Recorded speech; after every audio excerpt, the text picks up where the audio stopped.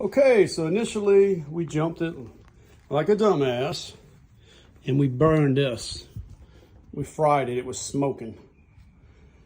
We found this off of a 2000 Indian bike and it was the same exact thing. And Big Dog says they don't have them anymore, so I don't see why this wouldn't work on this bike. It's exactly the same. The wiring is the same. We got this wire back put in place here, which runs down to the coil pack. That's a brand new coil. And the other wire ran right there, went down behind this, which is this piece.